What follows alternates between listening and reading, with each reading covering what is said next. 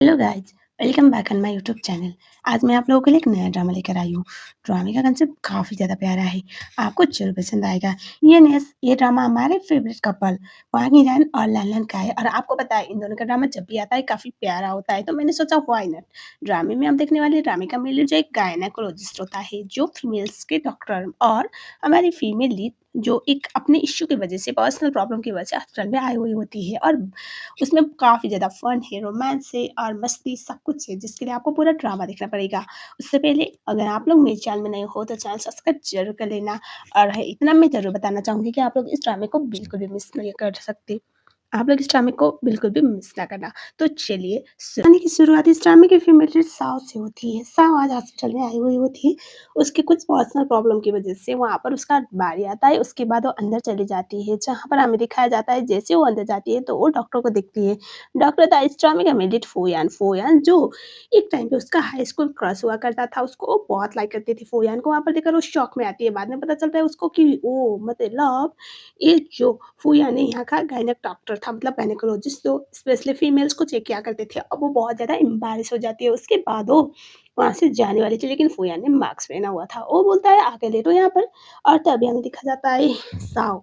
ये रियलाइज़ करती है कि शायद उसने उसे पहचाना नहीं है। वो फ्लैशबैक याद करती है जहाँ पर वो काफ़ी ज़्यादा पॉपुलर हॉट हैंडसम हंक हुआ करता था और जिस बात की वज़ह से पूरी स्कूल की लड़कियाँ उसके लिए पागल थी। इन शॉर्ट में बोलूँ तो फ़िदा होते हैं ना, मतलब किसी लड़के के ऊपर सारी लड़कियाँ मर मिटती थी और उसी समय पर हमें दिखाया जाता है शाओ भी वन ऑफ देम थी।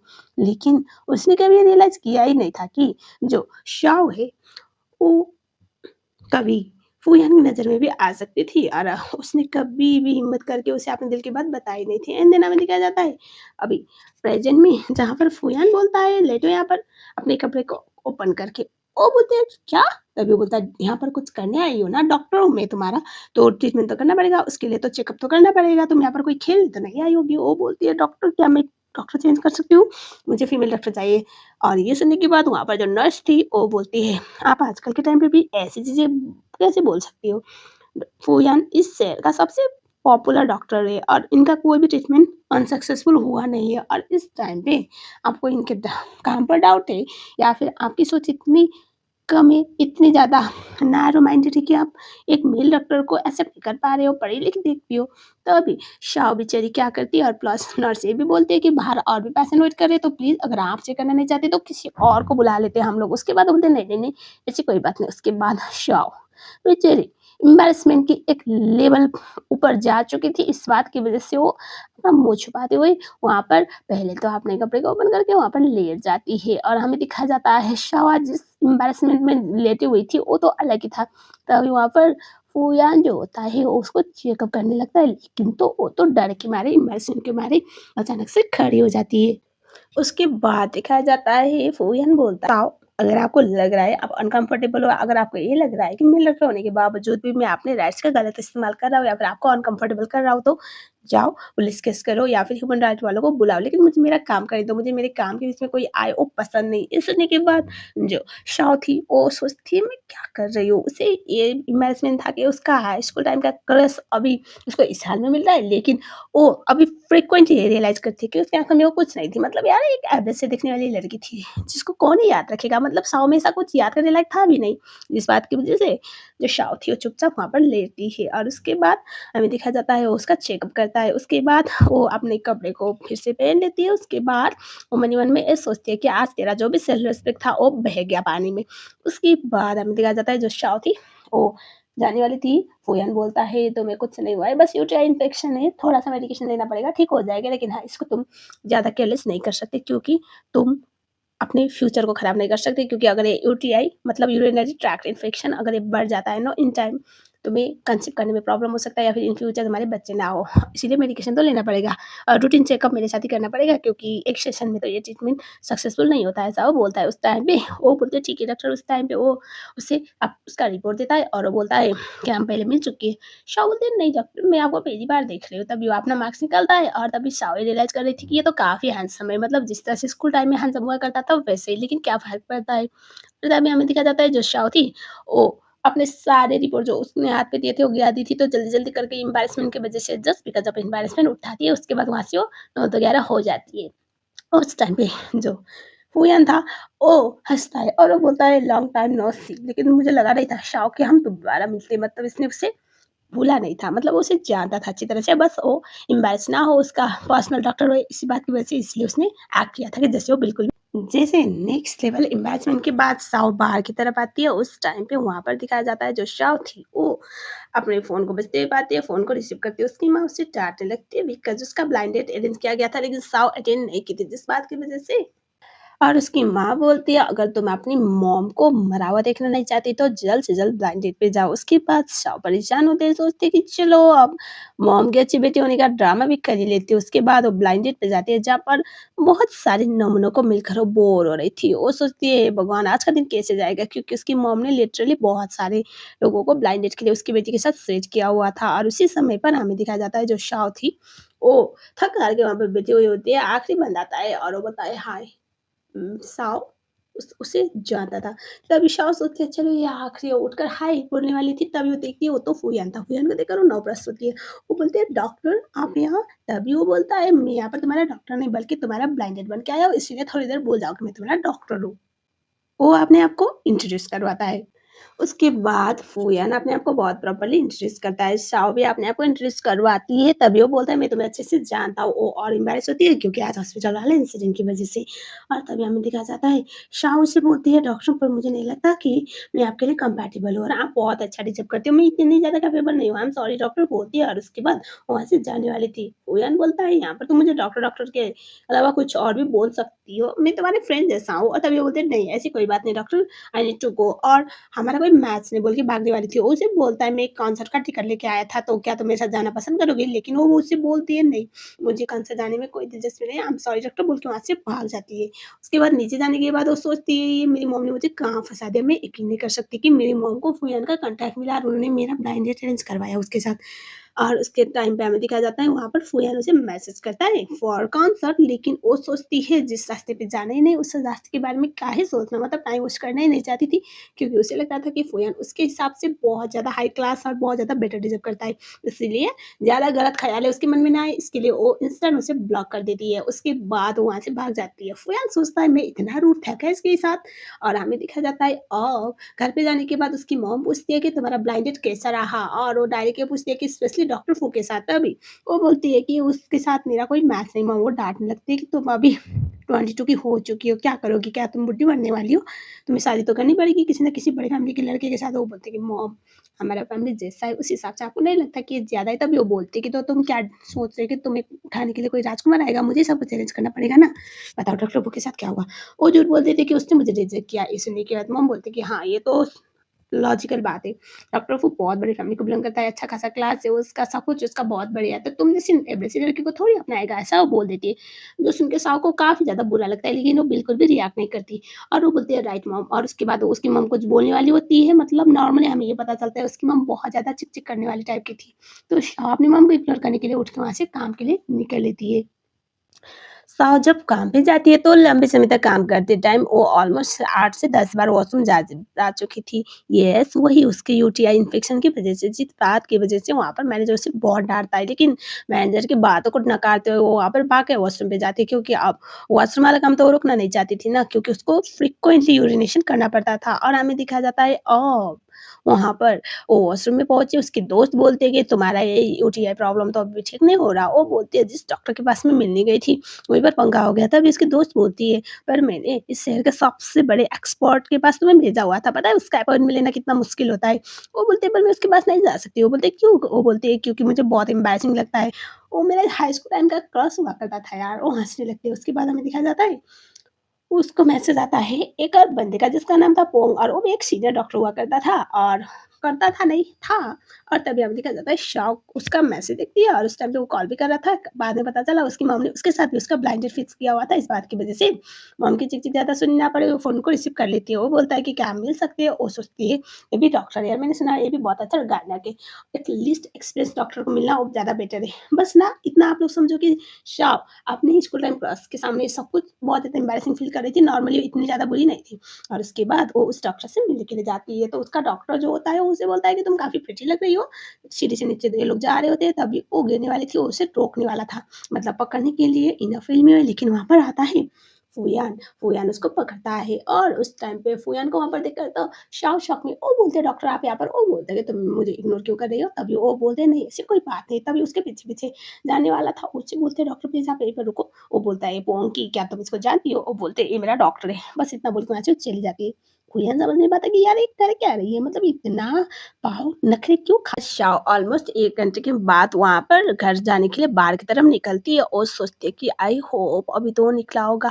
लेकिन वहाँ पर जैसे आगे जाती है तो वहाँ पर वो फूयान को देखती है। फूयान को देखने के बाद वो बोलती है, "डॉक्टर आप बहुत बड़े डॉक्टर हो लेकिन यहाँ पर मेरे आगे-पीछे मरना तो अच्छा थोड़ी लगेगा। आपके पास कोई और काम नहीं है क्या?" ये सुनने के बाद वो हँसता है और बोलता है, "एक बात बताओ शाओ मैं तुम्हारा ब्लाइंड डेट हूँ लेकिन तुमने ये झूठ क्यों बोला कि जैसे मैं सिर्फ़ तुम्हारा डॉक्टर हूँ?" वो बोलती है, "क्योंकि हमारा कोई मैच नहीं।" वो बोलता है, "अच्छा।" तभी वो बोलते हैं, "हाँ, डॉक्टर प्लीज़ आप इस बात को समझने की ट्राई कीजिए, हमारा कोई भी मैच नहीं, हमारा लिटरली कोई मैच नहीं।" वो बोलता है, "क्यों?" तभी बोलते हैं, "क्योंकि ये आप बहुत रिच हो, आप अच्छी गुड लुकिंग हो और मैं कुछ नहीं हूँ, I am just good for nothing." वो बोलता है, "एक बात बताओ, तुमने अपना डॉक्टर क्यों चेंज किया?" "क्योंकि मैंने सुना हुआ है।" वो बोलती है, "क्योंकि मैं बहुत एम्बैरेस्ड थी।" तभी वो हँसता है और उस टाइम पे उसके पास आके बोलता है, "मुझे 2 रीज़न में से एक बताना, ठीक है? या तो मैं बहुत ज़्यादा अच्छा गुड लुकिंग हूँ कि तुम रेसिस्ट नहीं कर पाओगी या तो ऐसा है कि मैंने तुम्हें चेक किया हुआ है।" ऐसे इनडायरेक्टली बोलता है कि मैं तुम्हारा सब कुछ देखा हुआ है इस बात की वज़ह से। वो बोलते हैं नहीं ऐसी कोई बात नहीं बस आई एम एम्बैरेस्ड डॉक्टर ऐसा वो बोलती है। और तभी हमें दिखाया जाता है शाओ बड़े कॉन्फिडेंट में मतलब होता है ना दिल पे हाथ रख के बोलते हैं, "डॉक्टर आप वो हो जिसको मैं बिल्कुल अफ़ोर्ड नहीं कर सकती। मुझे अपनी लिमिट पता है और अपना जो भी हैसियत है वो पता है। मैं अपनी हैसियत से बहुत आगे की किसी के बारे में सोचना नहीं चाहती।" ऐसा वो बोल देती है। अब हमें दिखाया जाता है जो फूयान बोलता है, "देखो, मुझे पता है जो भी हुआ है उसमें तुम बहुत एम्बैरेस हो लेकिन मेरा प्रोफ़ेशन ही ऐसा है कि तुम्हें एम्बैरेस होने की कोई ज़रूरत नहीं है। मैं तुम्हें छेड़ नहीं रहा हूँ, मैं तुम्हारी बीमारी को ठीक कर सकता हूँ। ओके, मैं शायद देर नहीं जाना चाहती, मैं समझ सकता हूँ लेकिन आई थिंक तुम्हें ट्रीटमेंट कंप्लीट करना पड़ेगा क्योंकि मैं किसी भी पेशेंट को मेरे पूरा रिकवर करवा के मैं जाने नहीं देता।" ऐसा वो बोलता है। वो बोलती है, "ठीक है।" मतलब बंदी के दिमाग पे अब जाके घाम थोड़ा लगा हुआ था और उसके बाद वो बोलता है, "तो एक काम करो तुम मेडिसिन ले रहे हो ना?" वो बोलते हैं, "कौन-सा मेडिसिन?" वो उसे डाँटता है और वो बोलता है, "तुम बच्चों की तरह हो, इतने सीरियस इन्फेक्शन को तुम हल्के में मत लो, मेडिसिन लिया करो और कल अपॉइंटमेंट के साथ आ जाना।" वो बोलते हैं, "पर मैंने कोई अपॉइंटमेंट लिया नहीं आपका।" वो उसे काट देता है और वो बोलता है, "ये वीआईपी कार्ड है, इसके बाद तुम्हें अपॉइंटमेंट लेने की ज़रूरत नहीं पड़ेगी, कल आ जाना हॉस्पिटल में, हम ट्रीटमेंट को आगे बढ़ाएँगे।" वो बोलते हैं, "ठीक है डॉक्टर।" उसके बाद हमें दिखाया जाता है जो शाओ वहाँ से जाती है जहाँ पर नेक्स्ट डे वो ट्रीटमेंट के लिए पहुँचती है, वहाँ पर जाने के बाद वो उससे बहुत कैज़ुअली टेक करता है मतलब कैज़ुअली बात करता है और वो मेडिकेशन के बारे में बताता है और वो बोलता है कि मैं तुम्हारी बीमारी को ठीक कर दूँगा, टेंशन मत लो। तभी वो बोलते हैं थैंक यू डॉक्टर, उससे पास आता है और वो बोलता है बिकॉज़ मैं तुम्हें बहुत टाइम से जानता हूँ, तो सिर्फ़ थैंक यू से काम नहीं चलेगा। वो बोलते हैं तो क्या चाहिए डॉक्टर आपको? वो बहुत ज़्यादा नज़दीक आके बोलता है, क्या तुम मेरे साथ एक नाइट आउट पे जा सकती हो? वो कन्फ्यूज़ होती है, घबराती है, नर्वस होती है प्लस वो कुछ ना बोल पाने की वजह से हाँ बोल देती है मतलब सर को हिला देती है। पहले तो साव उससे मना नहीं कर पाती और घर पे जाती है, घर पे जाने के बाद उसके बाद वो काम पे जाती है, काम पे जाने के बाद वो ये सोचने लगती है कि मैं मना कर देती क्योंकि उसके साथ डेट पे तो जाना नहीं चाहती थी, बहुत प्रॉब्लम में आती है। उसके बाद हमें दिखाया जाता है बाद में उसका मैनेजर आता है और उसे डाँटने लगता है क्योंकि शाव ने रिसेंटली बहुत लंबा छुट्टी अप्लाई किया हुआ है और पिछले 2-3 सालों से साव रेगुलरली बहुत सारी छुट्टियाँ ले रही थी, लेकिन मैनेजर को ये चीज़ बिल्कुल भी बर्दाश्त नहीं थी। ऐसे मैनेजर पहले साव को लाइक किया करता था, ठर के बुड्ढा और बाद में क्योंकि शाओ उसे घास नहीं डालती थी, इसीलिए पिछले 6-7 साल से इस ऑफ़िस में काम करने के बावजूद भी वो एक जूनियर एम्प्लॉयी के तौर पे थी और उसके बाद में आने वाले हर कोई लड़की आगे जा चुकी थी। तो यहाँ पर वो भड़ास निकालने लगता है, उससे ये बोलने लगता है कि तुम्हारी वज़ह से कंपनी लॉस में, शाओ की बर्दाश्त की हद बंद हो चुकी थी। इसी बात की वज़ह से उस बुड्ढे के मुँह पर ही जॉब को फेंक कर वहाँ से वो निकल लेती है। घर पे उसकी माँ उसे बहुत ज़्यादा डाँटने लगती है कि तुम ऐसे यूँ ही कोई जॉब कैसे छोड़ सकती हो? तुम्हें कौन अपनाएगा? शाओ बोलती है, "मॉम प्लीज़ ऐसा मत करो। मैं आपकी बेटी हूँ और आपको मेरी खुशी का ध्यान देना चाहिए।" तब ये सुनने के बाद वो बोलती है, "अगर तुम भूखी मरोगी तो तुम्हारी खुशी का मैं क्या करूँगी? मैं तो सब कुछ तुम्हारे लिए करती हूँ" बोल के उसको इमोशनल ब्लैकमेल करने लगती है। शाओ परेशान हो चुकी थी और वो ये बोलने लगती है कि चुपचाप जाके डॉक्टर पोंग से तुम ब्लाइंड डेट पे चली जाओ क्योंकि वो तुम्हारा सीनियर है, लेकिन हाँ, है हैंडसम और रिच भी है। शाओ बोलती है, "मॉम कभी आपने मेरे बारे में सोचा है मैं क्या चाहती हूँ? लेकिन नहीं, हमेशा आप ऐसी चीज़ें करती हो जो मुझे पसंद नहीं है और हमेशा मुझ पे अपने डिसीज़न थोपती हो।" मॉम बोलने लगती है, "अगर मैं तुम पे अपना डिसीज़न ना थोपूँ तो तुम तो मुझे भूखा मराओगी।" और उसके बाद वो बोलने लगती है कि तुम इतनी बड़ी हो चुकी हो, इतनी उम्र की हो चुकी हो, लेकिन फिर भी आज भी आंटियों वाली, चुड़ैलों वाली शक्ल लेके चलती हो। थोड़ा तो अपने आप को अपीलिंग दिखाओ। शाओ को बहुत गुस्सा आता है और वो उसके मुँह पे एक ड्रेस फेंक के बोलने लगती है कि कल तुम डॉक्टर पोंग से डेट पे जाओगी, ब्लाइंड डेट पे ये पहनकर। शाओ बोलती है, "आप अपना डिसीज़न अपने पास रखिए क्योंकि मैंने ये तो सीख लिया है कि चाहे कुछ भी हो जाए, लेकिन आप कभी भी मुझे अप्रिशिएट नहीं करेंगी और अगर आप अप्रिशिएट मुझे करने ही नहीं वाले तो मैं क्यों आपके पास रहूँगी, है ना मॉम? आपकी बातें क्यों सुनूँगी?" बोल के बहुत ज़्यादा गुस्से में अंदर चली जाती है और वो बहुत ज़्यादा बुरी तरह से रोने लगती है। नॉर्मली यहाँ पर एक टॉक्सिक फैमिली का होना एक लड़की की लाइफ में क्या असर पड़ता है, वो दिखाया गया है। शाओ परेशान हो चुकी थी क्योंकि ये इसके लिए हर बात ऐसा ही हुआ करता था और तभी हमें देखा जाता है वहाँ पर जो फूयान था उसने उसे मैसेज किया हुआ था और ये बोला हुआ था कि तुमने बोला था कि तुम शाम को मेरे साथ नाइट आउट पे जाओगी, तो तुम अभी रेडी हो गई हो क्या? उसके बाद आपने आंसू को अपनी लिमिट अच्छी तरह से पता था। इस बात की वजह से पहले तो इग्नोर करती अपनी मॉम के तानों को याद करते हुए कि तुम तो किसी को खुश भी नहीं कर सकती, तुम ज़्यादा से ज़्यादा किसी की मिस्ट्रेस बनोगी, उसकी वाइफ बनने के लायक नहीं हो क्योंकि कोई भी नॉर्मल बंदा तुम्हें अपनी वाइफ नहीं बनाएगा। वो बोलते हैं ना रिस्पेक्ट नहीं देगा, यही वाली लैंग्वेज यूज़ कर रही होती है। शाओ परेशान थे अपनी मॉम की हरकतों की वजह से तभी फिर से दोबारा उसे मैसेज आता है कि कुछ खाना चाहोगी? मैं घर पे लेके आऊँ तुम्हारा एड्रेस बता दो। और तभी शाओ को गुस्से में थी इसलिए बोलती है मैसेज में कि मुझे खाना नहीं पीना है और उसके बाद सीन को काटा जाता है जहाँ पर अगले सीन में जहाँ पर फूयान के साथ शाओ बहुत ज़्यादा ड्रिंक कर रही थी। फूयान ने सोचा नहीं था उसका पहला डेट इतना गंदा जाएगा मतलब बंदी रुक ही नहीं रही थी, टैंकर बनी हुई थी, ड्रिंक करती जाती है, फूयान रोकने की ट्राई करता है तो वो बोलती है कि तुमने तो बोला था मैं यहाँ पर आके इनफ मनचाहा ड्रिंक कर सकती हो। और उसके बाद हमें दिखाया जाता है जो फूयान होता है वो रोकना भी नहीं चाहता था, बस ये बोलता है कि मुझे लगा नहीं था कि तुम इतना सेफ पाते हो क्योंकि तुम जितनी छोटी और जितनी क्यूट हो ना उस हिसाब से इतनी नशेड़ी हो मैंने सोचा नहीं था। लेकिन वो रोकती नहीं है बिल्कुल भी, पीती जाती है और उसके बाद हमें दिखाया जाता है फूयान को ये चीज़ क्यूट भी लग रहा था और तभी हमें दिखाया जाता है बारिश होने लगती है। फूयान बोलता है मैं तुम्हें घर छोड़ दूँगा, तभी वो बोलती है अगर इस हाल में मैं घर गई तो मॉम फिर से मुझे डाँटने लगेंगी और मैं इस हाल में हूँ नहीं कि मैं मॉम की डाँट खा सकूँ, तो मुझे कहीं और रुकना पड़ेगा। वो बोलता है ठीक है कोई बात नहीं और उसके बाद वो उसे अपने घर पे लेके जाता है। बंदी इतनी ज़्यादा ड्रंक थी, टल्ली होके बैठी हुई थी और साथ में काँप रही थी और इस हाल में तो वो सो नहीं सकती ना। और हमें दिखाया जाता है साव थी ओ सोचती है कि इसका घर तो काफ़ी बड़ा है, काफ़ी ज़्यादा काम और शांत जगह लग रहा है, बिल्कुल इसकी तरह। तभी उसके पास आता है और वो बोलता है, "ये लो कपड़े।" वो अपना ओवरसाइज़ शर्ट देता है, मतलब ओवरसाइज़ नहीं इन जनरल उसका ही एक शर्ट था। वो बोलते हैं, "मैं ये पहनूँगी।" वो बोलता है, "तो क्या इस कपड़े के साथ तुम सोओगी? एक काम करो चेंज करो।" और मेरे घर में मॉम या फिर कोई बहन या सिस्टर, बड़ी सिस्टर तो रहती नहीं, इस बात की वजह से लड़की वाले कपड़े नहीं अवेलेबल तो ये था। अब पैंट भी सिर्फ़ पैंट पहन कर तो नहीं रह सकती ना। वो बोलते हैं ठीक है और उसके बाद वो बोलता है इस कपड़े को जाओ वॉशिंग मशीन में डालो, ड्राई क्लीन करो, उसके बाद सुखा दो और सुबह पहन लेना, ठीक है ना? वो बोलती है ओके, लेकिन थोड़ा-सा धुंधला-धुंधला दिख रहा था उसका मतलब नशे में थी ना। और उसके बाद वो बोलता है अगर तुमसे नहीं होता तो मैं कर दूँगा। वो बोलती है नहीं, मैं कर लूँगी चेंज करने में तुम्हारी मदद कैसे चाहिए? वो हँसता है और वो बोलता है लेकिन तुम्हारे और मेरे बीच में शर्म कैसे? मैं तुम्हारा डॉक्टर हूँ और मैंने तुम्हारी बॉडी का ऐसा कोई पार्ट नहीं जो ना देखा हो, ऐसा वो बोलता है। वो चुपचाप वहाँ से भाग जाते हैं। उसके बाद जो फूयान था वो हँसने लगता है और हमें दिखाया जाता है फ्लैशबैक वो याद कर रहा था जहाँ पर फूयान क्रश हो रहा होता है तभी जो साव थी वो एक प्यारा-सा पप्पी को प्यार कर रही होती है जो बड़े प्यार से दिख रहा था। एज एन ड्रामा फैन आप लोग ये तो समझ गए होंगे। तो हमारे बंदे को पहले से ही शायद साव पसंद थी। अभी प्रेज़ेंट में जहाँ पर वो कपड़े बदलता है खुद और उसके बाद अचानक से आवाज़ आती है तो वो भागने जाता है, दरवाज़ा खुलता है, शाव तो गिर गई थी।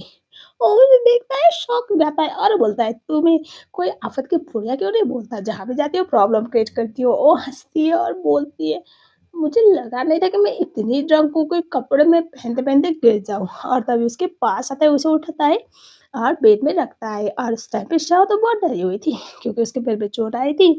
और जो शाह थे वो बोलते हैं कि क्या कर रहे हो? तभी वो बोलता है तुम्हारे बॉडी का ऐसा कोई पार्ट नहीं जो मैंने ना देखा हो तो प्लीज़ इतना ज़्यादा शर्माने की कोई ज़रूरत है नहीं। मैं तो बस मलहम पट्टी कर रहा हूँ एक अच्छे इंसान होने के नाते से। डोंट वरी तुम्हारी मर्ज़ी करो मैं कुछ नहीं करूँगा। बोलकर उसको मलहम पट्टी करने लगता है। और उसके बाद दिखाया जाता है शाह जो होती है उसकी मलहम पट्टी करता है और वो बोलता है पता है तुम बिल्कुल नहीं बदली अभी भी बहुत ज़्यादा डरी डरी सेमी सेमी सी रहती हो, ऐसा वो बोलता है और वो बोलता है पर हो स्वीट उसे बहुत अच्छा लगता है ये चीज़। वो मन ही मन में सोचती है कि मेरी मम्मी तो हमेशा मुझे वही चीज़ समझती है, पता नहीं कुछ होता है शाव को, जिस बात की वज़ह से वो उसके बहुत नज़दीक आ जाती है और वो तो शॉक में। उसके बाद हमें दिखाया जाता है वो उसको अपने आप को रियलाइज़ करती है कि उसने क्या किया। अभी पीछे हटने वाली थी लेकिन वो उससे रोक देता है और वो बोलता है, तुम्हें पता है तुम क्या कर रहे हो? वो बोलती है, हाँ, अच्छे से पता है। और तभी वो उससे बोलती है कि क्यों तुम डर रहे हो? वो बोलता है, नहीं, बिल्कुल नहीं। और उसके बाद तो क्या था, ये दोनों एक-दूसरे के साथ अच्छा टाइम स्पेंड करते हैं। सुबह वाला सीन जहाँ पर शाओ आके खोलती है, वो तो एक ही बेड पे थे। वो घबरा जाती है, कल रात जो उसने कांड किया था। अब वो उठ के जाने वाली थी लेकिन वो देखती है कि वो क्या हुआ था, मतलब वो उठ के भी नहीं जा सकती थी। उसे पकड़ता है और वो बोलता है, कल रात तो बिल्ली बहुत ज़्यादा झपट्टा मार रही थी और अभी तुम ऐसे जा रहे जैसे कि कुछ हुआ ना हो। इतनी देर में कैसे जाने दे सकता हो तुम्हें? ये सुनने के बाद जो शाओ थी वो बोलती है, कल रात मुझे कुछ याद नहीं। वो बोलता है, मैं तुम्हें याद दिलाता हूँ, बोलकर उसके बहुत करीब जाता है, उसके फोrehead पे जस्ट अच्छा प्यार वाला निशान देता है। और तभी वो उससे बोलते हैं, नहीं, नहीं, नहीं, इसकी ज़रूरत है, मुझे याद आ गया। तभी वो हँसता है और वो बोलता है, मैं शावर लेता हूँ और उसके बाद शाम साथ में नाश्ता करेंगे। वो शावर लेने चला जाता है, शाव उठती है, वो स्माइल करती है और बोलती है, क्या इसके दिल में मेरे लिए फीलिंग है। उसे बहुत अच्छा लगता है उसका एक गेस्चर।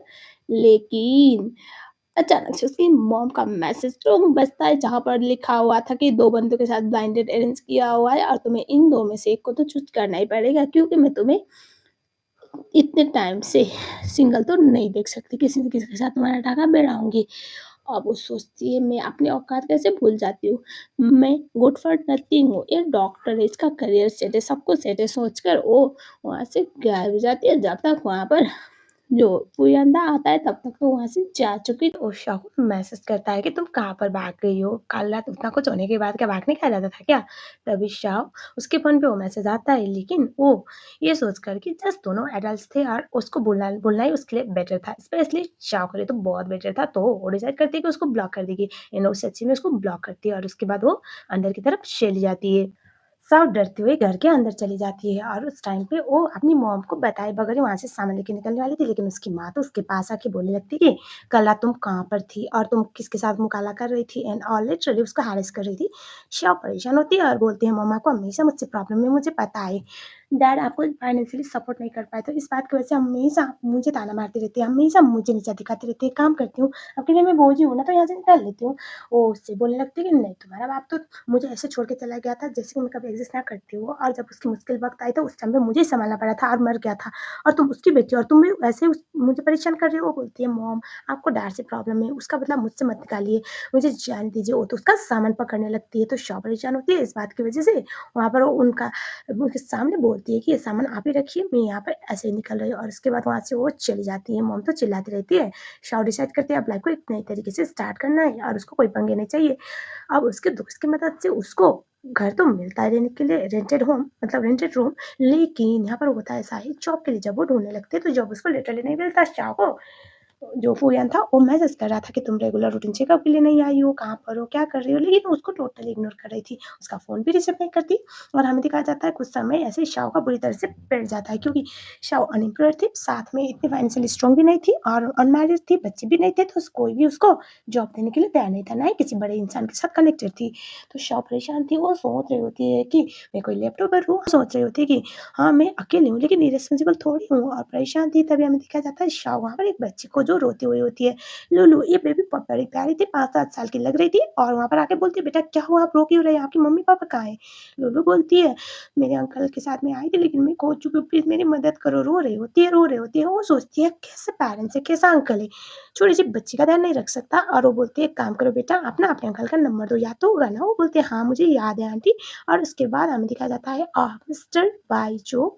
इस ड्रामे में भी दूसरा मेल लीड खेलने वाला है, तो वो लुलु का अंकल हुआ करता था। जब उसे पता चला उसकी भतीजी गायब हो गई, उसके बाद तो वो तो बौखला जाता है, और उसके बाद वो अपने लोगों को डाँटने लगता है कि एक छोटी-सी बच्ची जानने नहीं होती तुम लोगों से, तुम लोगों को तो मैं एक-एक करके देखूँगा, पता लगाओ मेरी भतीजी कहाँ पर है।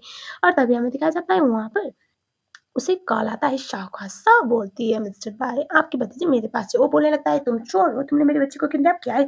अगर तुमने 1 घंटे के अंदर मेरी भतीजी को मेरे पास छोड़ के नहीं गई, भाई बोलता है, "अगर तुम 1 घंटे के अंदर मेरी भतीजी को मेरे पास छोड़ के नहीं गई तो मैं तुम्हें जेल में डालूँगा।" वो बोलती है, "हेलो मिस्टर, दिमाग से पैदल हो क्या?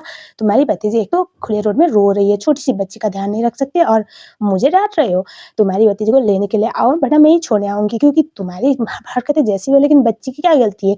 बोलकर उसे चिल्लाने लगती है। तभी हमें दिखाया जाता है जो भाई था वो बोलता है कि कोई नहीं, मैं लेने के लिए अपनी भतीजी को आ जाऊँगा। उसके बाद अपने लोगों को बोलता है, जो लड़की मेरी भतीजी का ध्यान रख रही है उसको भी थैंक यू बोलना, हो पाए तो मेरे पास लेके आना, मैं उसे थैंक यू बोलूँगा। और वो उसके बाद हम लोगों को उसे ढूँढने के लिए भेज उसके बाद दिखाया जाता है अब बच्ची को ढूँढते-ढूँढते शाम तो हो गया था। लूलू बहुत खुश थी, वो बोलती है थैंक यू आंटी, वो हँसती है और बोलती है बेबी मैं आपसे बहुत बड़ी हूँ, तो आपकी आंटी नहीं हूँ लेकिन आप मुझे दीदी बोल सकते हो। वो बोलते हैं पर आप ना मेरी आंटी की उम्र की हो और तभी हमें दिखाया जाता है वहाँ पर भाई आता है और उस टाइम पे पहले तो अपनी बेबी को हग करता है और वो बोलता है तुम ठीक हो ना? वो बोलते हैं अंकल मैं ठीक हूँ, लेकिन उसके फेस पे स्कार थी जिस बात की वजह से सीधा साव के हाथ को मड़ोड़ने जाता है और बोलता है कि तुमने मेरी बेटी के साथ क्या किया बताओ? कौन हो तुम? तुमको मैं पुलिस को हवाले कर दूँगा। वो बोलते हैं अंकल, वो भी बोल रही होती है कि देखिए मिस्टर मुझे लगता है कोई गलतफ़हमी है, मैंने कुछ नहीं किया अपनी भतीजी को, लेकिन यहाँ पर ये सुने तो ना अब थोड़ा-सा ओवर इमोशनल हो रहा होता है और तभी हमें दिखाया जाता है वहाँ पर जो भाई था उसको बोलते हैं कि अंकल मैं गिरी थी इसलिए मुझे चोट लगी, आंटी ने कुछ नहीं किया, आंटी ने तो पूरे दिन मेरी मदद की ना, प्लीज़ उनको कुछ मत करो। उसके बाद वो सॉरी बोलता है, वो बोलते हैं कोई बात नहीं गलतफ़हमी थी दैट्स ओके और तभी हमें दिखाया जाता है जो शाव थी वो बोलती है कि आप ना अपनी भतीजी का थोड़ा अच्छे से ख्याल रखिए, बच्ची है, छोटी-सी है और इसको समझ नहीं आता सही-गलत क्या है और गलत लोग अगर इसके हाथ लगे तो इसके साथ गलत भी हो सकते हैं, आपको पता है ना? वो उससे बोलता है आई एम रियली सॉरी। तभी हमें दिखाया जाता है वो बोलते हैं ठीक है अब आप मिल चुके तो मुझे जाना चाहिए, लेकिन पूरे दिन जॉब से रिजेक्टेड होने की वजह से उसके हाथ पर सिर भी था, सिर भी गिर गया और भाई उठाता है। वो बोलता है कि रुको, क्या आप जॉब ढूँढ रहे हो? वो बोलती है हाँ, लेकिन क्या कर सकते हैं नहीं मिल रहा ना, तभी वो बोलती है तो वो बोलता है भाई कि अगर तुम्हें जॉब चाहिए तो मुझे कंसिडर कर सकती हो, मेरे पास एक ऑप्शन है तुम्हारे लिए और उसके बाद वो अपने ऑफिस का कार्ड देता है। भाई ग्रुप का सीईओ वो शॉक में वो बोलते हैं कि क्या आप भाई ग्रुप का सीईओ जो रिसेंटली आईटी फील्ड में बहुत बड़ा ऑपरेशन बना रहा है? वो बोलते हैं हाँ, अगर आप जॉइन करना चाहो तो सैलरी आपके हिसाब से। वो बहुत खुश होती है, बोलती है थैंक यू सो मच, आपने मेरी बहुत बड़ी मदद की। वो बोलता है आपने भी मेरी भतीजी को सही सलामत रख के बहुत बड़ी मदद की थी, इतना तो कर ही सकता हो। वो खुश होती है और वो बोलता है कि मैंने आपके हाथ मोड़े ना प्लीज़ हो पाए तो मैं एक बार मैं उनके डॉक्टर के पास ले जाना चाहता हूँ बोल के उसके हाथ को देख रहा होता है। लेकिन जलकोकड़ा डॉक्टर फूयान वहाँ पर दूर से वो सब कुछ देख रहा होता है। उसे ऑलरेडी बहुत गुस्सा आ रहा था, अब सिचुएशन तो उसे नहीं पता ना, इन दिन हमें दिखाया जाता है, वहाँ पर वो कॉल करता है, कॉल को भी वो काट देती है और वो बहुत खुश थी। वो बोलता है तो कल मिलते हैं ऑफिस में, वो बोलती है ठीक है, थैंक यू सो मच और तभी वो बेबी लूलू बोलते हैं कि बाय आंटी। वो बोलता है बेटा आंटी नहीं हूँ मैं तो आपकी। वो बोलते हैं कि मेरे अंकल अनमैरिड हैं, इस समय बैचलर बहुत सारा पैसा कमाते हैं, आप चाहो तो मेरे आंटी की पोस्ट के लिए अप्लाई कर सकती हो। वो बोलते हैं बेटा ऐसी बातें नहीं करते हैं ना और तभी जो भाई था वो बोलता है मेरी बच्ची छोटी है ना, उसको समझ नहीं सही गलत का, आई एम सॉरी ये कुछ भी बकती रहती है। वो बोलते कोई बात नहीं, लेकिन लूलू बोली जा रही होती है कि आप ना मेरी आंटी बनो, आपको मैं बहुत अच्छे से रखूँगी, मेरे अंकल के हाथ-पैर तोड़ दूँगी अगर उन्होंने आपको बुली किया तो। वो वहाँ पर जैसे तैसे अपनी भतीजी का मुँह बंद करके गाड़ी में बैठा के वहाँ से जाने लगते हैं और उसके बाद गाड़ी में बैठते टाइम हमें दिखा जाता है, कुछ भी बोलो लेकिन बाय। हमारी बंदी से थोड़ा-सा इम्प्रेस तो हो ही गया था और हमें दिखाया जाता है वो तो खुश थी, नाच रही होती कि फाइनली इतनी मुश्किल के बावजूद जॉब तो मिल चुका था। एटलीस्ट बेटर कंपनी पहले से और उसकी मॉम के ताने को भी उसे झेलना ना पड़ता। लेकिन तभी हमें दिखाया जाता है वो फूयान से टकराती है। फूयान को देखकर वो डरती है। वो बोलता है तुम मेरे कॉल्स को क्यों इग्नोर कर रही हो? वो काँपने लगती है, थोड़ा-सा नर्वस होती है क्योंकि जो कांड करके वो कॉल को इग्नोर की थी वो तो सबको पता है। और उसे बोलता है शाओ दिमाग खराब हो गया, तुम रेगुलर चेकअप पे क्यों नहीं आई हो और मेरे कॉल्स को इग्नोर क्यों कर रही हो? मैंने क्या बिगाड़ा है मुझे बताओ? शाओ बोल रहे होते कि हम दोनों एडल्ट्स हैं और जो भी हुआ वो नॉर्मल सी बात है। आई थिंक आपको इतनी बड़ी इश्यू बनाने की ज़रूरत नहीं है। और तभी उसे गुस्सा आता है और वो बोलता है अच्छा मतलब नॉर्मल सी बात है। वो बोलती है हाँ, तो? उसके बाद वो उसे किस करता है और उसके बाद वो उसे धक्का देती है। वो बोलती है मिस्टर फूयान मेरी मॉम ने मेरे लिए बहुत अच्छे इंसान को चूज़ किया हुआ है, डॉक्टर भाई बहुत अच्छे इंसान हैं और आपकी लाइफ़ बहुत ज़्यादा अलग है मुझसे, मेरा और आपका कोई मेल नहीं। आई थिंक आपको लाइफ़ में आगे बढ़ना चाहिए, छोटी-सी बात आपके लिए बड़ी चीज़ होनी नहीं चाहिए, डोंट वरी मैं आपको परेशान नहीं करूँगी, प्लीज़ मुझे माफ़ कर दो बोल के वहाँ से वो भाग जाती है। साहू मन-ही-मन में ये सोचते हुए भागी जा रही होती है कि आई एम सॉरी डॉक्टर, लेकिन मुझे आपका बीच में बलि का बकरा बनाना पड़ा, वरना ये मेरा पीछा कभी ना छोड़ता बोल के ये उम्मीद में कि आप जो फूयान है उसे कभी परेशान ना करें, ये सोचते हुए वहाँ से भागने लगती है। चली अब हम अगले दिन देखते हैं बाय ग्रुप में वो चली जाती है, था तो बहुत बढ़िया कंपनी, उसके लिए तो ड्रीम प्रोजेक्ट जैसा था, ड्रीम जॉब जैसा था, वो खुश थी। लेकिन जैसे अंदर जाती है वहाँ पर उसकी हाफ सिस्टर मिलती है जिया, जो इस ड्रामे में एक नंबर की कुत्ती बनी है। मैं ज़्यादा बताना नहीं चाहूँगी, आप लोग इसकी हरकतों से समझ ही जाओगे। इन दिनों में दिखा जाता है, वो बोलने लगती है कि तुम जैसे अंडर ग्रेजुएट लड़की यहाँ पर क्या कर रही हो? सिर्फ़ उसके हाफ सिस्टर को पता था उसके बारे में। ये देख के तो उससे बहुत ज़्यादा गुस्सा आता है। वो उसे बोलती है कि मैं यहाँ पर जो भी करूँ तुम्हें क्या है? वो बोलती है कि मैं यहाँ पर अच्छे खासे पोस्ट पे काम करती हूँ, तो तुम्हें यहाँ पर आना नहीं चाहिए। तुम्हारा और मेरा कोई रिश्ता नहीं है। वो बोलते हैं मैं यहाँ पर नई एडवाइज़र के रूप में हायर हुई हूँ। हो, वो नहीं मानती और उस टाइम पे ओ से बोलते हैं कि यहाँ पर जो भी हायर होता है वो ग्रेजुएशन के बाद मतलब एक क्वालिफ़िकेशन कंप्लीट करके हायर होता है तो अपना क्वालिफ़िकेशन सर्टिफ़िकेट दिखाओ, उसके पास तो नहीं था। तो वो तो थोड़ा नर्वस होती है और अचानक से उसके दिल में बहुत दर्द होता है, बाद में पता चलता है इसको अस्थमा था और जैसे वो अपने अस्थमा का डब्बा निकालने लगती है डिब्बा लेकिन वो उसके डिब्बे को लात मारती है और वहीं पर वो बेहोश होने वाली थी। लकीली वहाँ पर बाया आ पहुँचता है और उसके बाद वो उसे उठाता है और उसकी बहन जिया को बोलता है, इसको कौन बुली कर रहा था? वो बोलती है, "भई यहाँ पर टाइम पास करने के लिए आई थी।" वो बोलता है, "ये टाइम पास करने के लिए इसको मैंने हायर किया था। अब तुम्हारा मैं बाद में देखूँगा, तुम्हारा हिसाब-किताब तुम्हारा क्या करना है।" उसके बाद हमें दिखाया जाता है जो भाई था उसे गोदी में उठा के अस्पताल पे लेके जाता है। अस्पताल में जाने के बाद ऑब्वियसली फूयान का हॉस्पिटल ही था एंड देन हमें दिखाया जाता है फूयान उसे देखकर बोलता है इसको क्या हो गया? वो बोलता है कि शायद इसको अस्थमा की वज़ह से हेल्थ इश्यू आया है तो प्लीज़ इसको देखो। वो बोलता है पर तुम तो इस डिपार्टमेंट के नहीं हो शायद क्योंकि तुम तो गायनेक वाले डिपार्टमेंट से हो और तभी वो बोलता है कि डॉक्टर डॉक्टर होते हैं कोई भी डिपार्टमेंट हो इसको दो मुझे। उसको उठा के जाने वाला था पे आता है और वो बोलता है मैं इसका डॉक्टर हूँ, मैं इसको बचपन से जानता हूँ तो आई थिंक मैं बेटर हूँ इसके ट्रीटमेंट के लिए और मुझे इसका हेल्थ कंडीशन भी पता है। उसको लेके चला जाता है। दोनों ही देखते रह जाते हैं। अंदर जाने के बाद पे बोलता है थोड़ा-सा ध्यान रखना पड़ेगा, सब कुछ नॉर्मल हो जाएगा। ऐसे भी तुम ना स्कूल टाइम से बहुत ज़्यादा केयरलेस थी। वो हँसती है। उस टाइम पे वो बोलता है, "एक बात बताओ फू और भाई दोनों ही तुम्हें अप्रोच कर रहे हो?" वो बोलता है, "नहीं ऐसी कोई बात नहीं।" वो हँसने लगता है और बोलता है, "आई कैन अंडरस्टैंड कि तुम बहुत प्रिटी हो इसी बात की वज़ह से। लेकिन जहाँ तक प्यार और भरोसे की बात है ना, वो अपने लेवल के लोगों से किया जाता है। क्या तुम फू को लाइक करती हो?" वो सोचने लगती है और तभी वो बोलता है कि वो बहुत रिच है, बहुत हाई क्लास को बिलॉन्ग करता है, उसके पास सब कुछ है जो उसे चाहिए। तो आई डोंट थिंक कि एक नॉर्मल लड़की उसके लिए इनफ है। मुझे लगता है तुम्हारे साथ ये भी तो टाइम पास कर रहा है, तो तुम्हारे दिल में उसके लिए कोई फीलिंग नहीं होनी चाहिए। वो हँसती है, बोलती है, "नहीं मुझे पता है।" तभी हमें दिखाया जाता है, पेई बोलता है, "एक बात बताओ, क्या तुम उसको लाइक करती हो?" तभी फू जो साहू है उसके लिए खाना लेके आया था, वो सुनता है, तभी शाह बोलते हैं, "नहीं, वो मेरे टाइप के नहीं है।" वो बोलता है, "शुक्र है।" लेकिन फू को बहुत बुरा लगता है फूयान को और वो वहीं पर सैड होके ठहर जाता है और हमें दिखाया जाता है, वहाँ पर वही बोलता है कि, "तुम्हें मैं बचपन से लाइक करता हूँ, क्या तुम मुझे एक चांस दोगे?" वो कुछ बोल नहीं पाता है और उसके बाद हमें दिखाया जाता है, सीन वहीं पर कट जाता है। हमें दिखाया जाता है अब जो साउ थी वॉशरूम से बाहर आती है और उस टाइम पे वो पेई को ढूँढती है, पेई तो था नहीं, वो बोलती है डॉक्टर पेई गए कहाँ? और तभी हमें दिखाया जाता है पीछे-पीछे कोई आता है ऑब्वियसली फूयान था वो अपना टाई निकालता है अचानक से शाओ के पीछे बंद करता है आँखें। उसके बाद वो बोलता है तुम्हें क्या लगा यहाँ पर तुम्हारा बॉयफ्रेंड होगा? वो बोलते हैं कौन? डॉक्टर? डॉक्टर आप? उसका जो टाई आँखों में बंद था वो निकल चुका था। वो बोलते हैं आप एवर क्या कर रहे हो? मैंने बोला था ना हमारे रिलेशन जो था वो एडल्ट वाली बात थी खत्म। वो बोलता है पर मैंने नहीं लिया ना, तुम्हें रिस्पॉन्सिबिलिटी तो लेनी पड़ेगी। वो बोलती है दोनों एडल्ट्स हैं और आपको कुछ करने की ज़रूरत नहीं है मेरे लिए मैं सब कुछ भुला दूँगी। वो बोलता है पर मैं नहीं भुला सकता ना तुम्हारे बारे में या फिर तुम्हारे लिए तो सोच लो और उसके बाद वो उसे टेबल पे रखता है और उसके बहुत नज़दीक होने की ट्राई करता है। सौ के बहुत करीब होता है तभी हमें दिखाया जाता है वहाँ पे पेया पहुँचता है लेकिन वो पर्दे के नीचे वो लोग छुप जाते हैं। उसके बाद पेई इससे कुछ आवाज़ें सुनता है, उसे लगता है वहाँ पर साव होगी इसीलिए वो पूछता है, "साव तुम हो ना?" साव बेचारी क्या करती फँसना तो नहीं चाहती थी, तो वो बोलती है, "हाँ, मैं हूँ।" वो बोलता है, "कुछ हेल्प चाहिए क्या?" वो बोलता है, "नहीं, नहीं एक्चुअली मुझे पीरियड हो गया है तो मैं अपना स्टैंड ठीक कर रही हूँ तो" और ये सुनने के बाद वो बोलता है, "ओके ठीक है" और उस टाइम पे हमें दिखाया जाता है जो फूयान था वो तो उसके साथ लगा हुआ होता है और तभी हमें दिखाया जाता है जो पेई था वो उसे बोलता है, "तुम्हें कुछ मदद चाहिए?" वो बोलती है, "मेरे लिए मेडिसिन लेके आओगी क्योंकि मुझे बहुत दर्द कर रहा है पेट में" और उसके बाद वो बोलता है, "ठीक है" और उसके बाद वहाँ से वो चला जाता है और तभी हमें दिखाया जाता है जो फूयान था उसके साथ चिपक ही रहा होता है और तभी जो साव थी वो बोलती है, "डॉक्टर फू प्लीज़ ऐसा मत करो, मैं कोई प्रॉब्लम में फँसना नहीं चाहती।" वो बोलता है, "मुझे एक बात बताओ क्या तुम्हारे दिल में सच्ची में मेरे लिए कोई फीलिंग नहीं है?"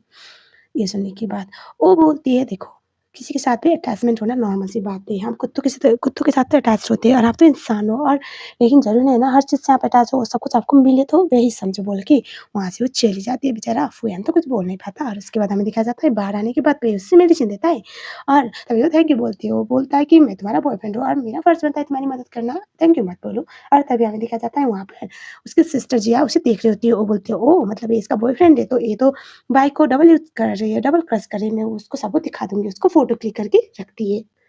अब हमें दिखाया जाता है उसके बाद शाओ को कॉल आता है क्योंकि वो जिस नए घर में शिफ्ट हुई थी वहाँ पर भी रेंट इश्यू की वज़ह से लैंडलॉर्ड ने उसे बोला कि तुम नहीं रह सकती मेरे घर पे। अब वो टेंशन में आ जाती है। वो अपने आप से बोल रही थी कि अब मैं कहाँ रहूँगी? ये दुनिया कितनी जालिम है। तभी फूयान आता है और वो बोलता है मेरे घर में चलो। वो बोलती है डॉक्टर फू आप यहाँ पर वो बोलते क्यों? तुम डर रही हो या फिर मुझे अवॉइड कर रही हो? बताओ क्या रीज़न है? वो बोलते नहीं, नहीं मैं आपको क्यों अवॉइड करने लगूँगी? ये सुनने के बाद वो बोलता है, "अगर तुम ऐसे मुझे अवॉइड नहीं कर रहे तो बात क्या है? तुम ऐसे क्यों रिएक्ट कर रहे हो जैसे कि तुम मुझे देखकर घबरा रही हो या फिर मैं तुम्हें कचा-कचा आ जाऊँगा।" वो बोलते हैं, "नहीं, नहीं ऐसी कोई बात नहीं डॉक्टर फ़ू।" ये सुनने के बाद वो हँसता है और बोलता है, "तुम्हें घर की ज़रूरत है, चलो मेरे घर पे।" वो बोलते हैं, "नहीं, आपके घर पे।" वो मन ही मन में सोचती है कि उस दिन मैं कुछ बोले बगैर ही भाग गई थी इसलिए वो मुझसे रिवेंज ले रहा है ना। और तभी हमें देखा जाता है फूयान उसके बहुत करीब जाता है और बोलता है, "क्या दिक्कत है मेरे घर में रहने से? मैं तुम्हारा डॉक्टर भी हुआ करता था।" और हमारे बीच में वो बोलते हैं, "प्लीज़ हाँ, ज़्यादा मत बोलना।" मतलब वो ना ऐसे फॉर्मली फिर से यही बोलने वाला था कि हम दोनों रिश्ते में सब कुछ हुआ है और उससे बोलता है, "मेरे घर में चलो, हम दोनों हस्बैंड वाइफ की तरह रहेंगे।" ऐसा वो बोलता है, उसके बहुत करीब जाता है और वो बोलता है, "चलो वरना मैं तुम्हें गोदी में उठा के लेके जाऊँगा।" वो बोलते हैं, "नहीं, नहीं इसकी कोई ज़रूरत नहीं, मैं खुद चली जाऊँगी।" उसके बाद वो उसके साथ चली जाती है। घर पे जाने के बाद देखा जाता है, फूयान बोलता है, "तुम यहाँ पर जैसे चाहो रह सकती हो, मुझे कोई दिक्कत नहीं।" वो बोलती है, "नहीं, मुझे तो दिक्कत थी, मेरा एक कंडीशन है।" वो बोलता है, "कैसी कंडीशन?" सुनने के बाद जो शाओ थी वो बोलती है, "मैं इस घर में रहूँगी लेकिन 4 कंडीशन में।" वो बोलता है, "क्या? बताओ?"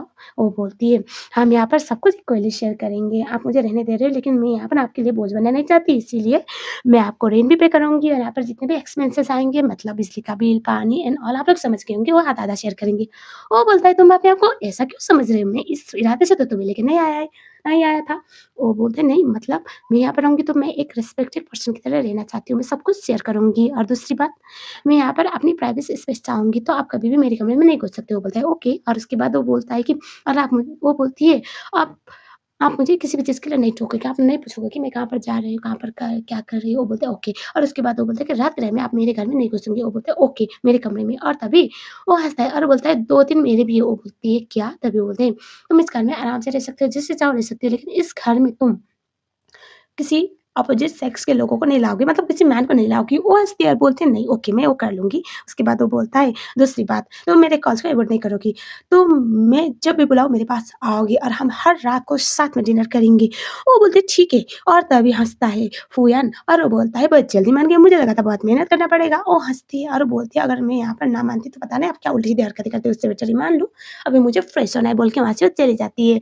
और तभी फूयान हँसने लगता है उसे शाओ काफ़ी ज़्यादा प्यारी लग रही होती है और जब ऑफ़िस में जाती है, भाई सबके सामने उसे इंट्रोड्यूस करता है, ये बोल कर के आपसे मेरी एडवाइज़र बनेगी। लेकिन यहाँ पर उसकी बहन जिया बोलती है कि हमने इस कंपनी में बहुत टाइम तक मेहनत किया है और ये ऐसे रैंडमली आके इतने बड़े पोस्ट को कैसे ले सकते हैं? हम इस चीज़ को अलाउ नहीं करेंगे और इसका भड़काना ही ना था, सब लोग यही बोलने लगते हैं कि नहीं, नहीं हम अलाउ नहीं करेंगे, जो जायज़ भी था। शाओ बोलती है कि आप लोगों की आँखों में मुझे अपने आप को प्रूव करने के लिए क्या करना पड़ेगा? जिया बोलती है, यहाँ पर मेरे पास एक फ़ाइल है और बाद में पता चलता है ये उसे ओपनली चैलेंज करती है कि 1 हफ्ते के अंदर यूके वाला प्रोजेक्ट अगर तुम अप्रूव करवाओ, उन लोगों को जिस तरह से रिपोर्ट चाहिए हमारे प्रोजेक्ट का अगर वो करवा पाए तो उस टाइम पे हम तुम्हें इज़िली एक्सेप्ट कर लेंगे। भाई बोलता है ये इम्पॉसिबल है, लेकिन शाह बोलते हैं नहीं, नहीं मैं कर लूँगी। मुझे भी अपने आप को प्रूव करना है, लोग मेरे बारे में उल्टी-सीधी बातें ना करें। और तभी जिया उसके कान में बोलती है कि बहन तुम्हें बहुत मज़ा आने वाला है क्योंकि ये ऐसा प्रोजेक्ट है जो 6 महीना लगता है खत्म होने में। अब देखते हो तुम कैसा रिपोर्ट रेडी करते हो। शाह बोलते हैं मैं तुम्हें डिसअपॉइंट करने वाली हूँ बहन। और इसके बाद हमें देखा जाता है शाह घर पे जाती है और बड़े प्यार से काम कर रही थी, लेकिन उसके सर के ऊपर से जा रही थी चीज़ें और तभी वहाँ पर आता है फूयान, फूयान बोलता है, "कुछ मदद चाहिए?" वो बोलती है, "मुझे ये समझ में आ नहीं रहा।" वो बोलता है, "ओह! यूके वाला प्रोजेक्ट?" वो बोलती है, "तुम्हें कैसे पता चला?" वो बोलते हैं, "मेरा डॉक्टर ना पैशन है, लेकिन मेरा जो काम है मैं तो बिज़नेसमैन ही हूँ ना, तो मुझे आता है। चलो मुझे तुम्हें थोड़ा गाइड करने दो।" और उसके बाद वो कंटिन्यूअसली उसे उस दिन भी गाइड करता है, 7 दिन तक लगातार उसे गाइड करता रहता है और फाइनली काम खत्म होता है। ये देखकर शाह बहुत खुश होकर बहुत ज़्यादा एक्साइटेड थी, वो बोलती है, "thank you so much doctor, आपने मेरी बहुत बड़ी मदद की।" ऐसे कभी इसको डॉक्टर बोलती है, कभी फू बोलती है, फूयान इसका नाम है और तभी वो हँसता है और वो बोलता है, "तुम्हें नहीं लगता कि तुम्हें थोड़ा प्रैक्टिकली मुझे थैंक यू बोलना चाहिए?" बोलकर वो उससे किनारा देखता है, लेकिन तब तक वो शाओ सो चुकी थी। वो उसे बड़े प्यार से देखता है, क्लियरली समझ में आ रहा था कि फूयान को शाओ बहुत ज़्यादा पसंद है। उसे बड़े प्यार भरी निगाहों से देखता है और स्माइल करता है और उसके बाद वो उसके साइड पर ही सोता है। 7वाँ दिन जहाँ पर जिया एक्सपेक्ट कर रही थी कि शाओ ने तो कुछ खत्म किया ही नहीं होगा। उसके बाद 7th डे पर जब वहाँ पर बाय आता है तो जिया बोलने लगते हैं कि इसने 7 डे वाला चैलेंज पूरा नहीं किया बॉस, तो क्या इसको हम आप वापस निकाल रहे हो? खुश हो रहे हो थे? तो फिर बाय बोलता है कि किसने बोला इसने चैलेंज पूरा नहीं किया? इसने तो बहुत बढ़िया काम किया है और हमारा यूके बेस्ड प्रोजेक्ट। और उसके बाद ये सुनकर तो जिया को बहुत बड़ा झटका लगता है और तभी बाय बोलता है, "मुझे तुम लोगों का इतना 5 साल में कोई कंट्रीब्यूशन दिख नहीं रहा है इस कंपनी में, लेकिन शाओ ने तो आकर वाले के अंदर इतनी बड़ी हेल्प कर दी और अभी भी तुम लोगों को लगता है कि इस कंपनी के लायक नहीं है। और ये देखकर तो अब जिया बस जलने के अलावा कुछ कर नहीं पाई थी। और क्योंकि बेस्ट प्रोजेक्ट कंप्लीट हो गया था और सक्सेसफुल भी हो गया था, इस बात की वजह से अभी एक बहुत बड़ा थ्रोबैक पार्टी रखा गया था और वहाँ पर शाओ पहुँचती है और यहाँ पर एक्चुअली यूके की तरफ से जो कंपनी का ओनर रिप्रेज़ेंट करने वाला था, नॉर्मली शंघाई ग्रुप का सीईओ वही आने वाला था। और इस बात की वजह से सब लोग खुश थे और तभी वहाँ पर बातें हो रही होती कि भई सुना हुआ है शंघाई ग्रुप का सीईओ तो काफ़ी ज़्यादा हैंडसम है, काफ़ी अच्छा है। और तभी हमें दिखाया जाता है वहाँ पर जिया तो ऑलरेडी जलने-भुनने का काम कर रही होती है, शव बड़ी प्रिटी लगकर आ रही होती है और तभी भाई तो उसे देखता ही रहता है। लेकिन यहाँ पर जिया को ये चीज़ पसंद आ नहीं रहा था, जिस बात की वजह से पेई के साथ उसके खींचे गए फ़ोटो को सर्कुलेट करवा के ये बोल रहे होते हैं कि ये तो उसका बॉयफ्रेंड है। सब लोग बोलने लगते हैं तुम तो बड़ी प्रिटी हो लेकिन तुम्हारा बॉयफ्रेंड तो इतना पुअर है। शाओ को गुस्सा आ रहा था लेकिन वो ज़्यादा रिएक्ट नहीं करती और तभी हमें दिखाया जाता है वहाँ पर जो शाओ थी उसको ये बोला जा रहा होता है कि तुम ऐसी लड़की हो जो मतलब अमीर लड़कों को फँसाती हो लेकिन तुम्हारा बॉयफ्रेंड तो इतना ज़्यादा पुअर है। ये सुनने के बाद शाओ तो गुस्से में थी। तभी वहाँ पर आता है फूयान। फूयान बोलता है किसने बोला इसका बॉयफ्रेंड रिच नहीं है और उसके बाद वहाँ पर आता है सब लोग उसे देखते रह जाते हैं। ये वही तस्वीर ग्रुप का सीईओ ऑब्वियसली। बंदे का पार्ट टाइम जॉब है बिज़नेस करना और फुल टाइम जॉब है डॉक्टरी। और वहाँ पर आता है और सब लोग उसे देखते रहते हैं, काफ़ी हैंडसम था, हॉट लुकिंग बैचलर और उसके बाद वो शाओ के पास आता है। शाओ बोलती है डॉक्टर फ़ू आप यहाँ पर? तभी वो उससे अपने पास खींचता है और वो बोलता है मैं हूँ मिस शाओ का बॉयफ्रेंड। सब लोग शॉक में और जिया बोलती है कि इस आपका बॉयफ्रेंड कैसे हो सकता है? वो पूछती है कि ये तुम्हारा बॉयफ्रेंड कैसे हो सकते हैं? ये तो शिंगई ग्रुप का सीईओ है। वो बोलता है क्यों नहीं हो सकता? और तभी शाओ जो होती है वो मन-ही-मन में सोचती है कि क्या ये मेरी मदद कर रहा है? और तभी शाओ चीज़ों को सँभालने के लिए बोलती है हाँ, ये मेरा बॉयफ्रेंड है, तुम्हें कोई शक है क्या?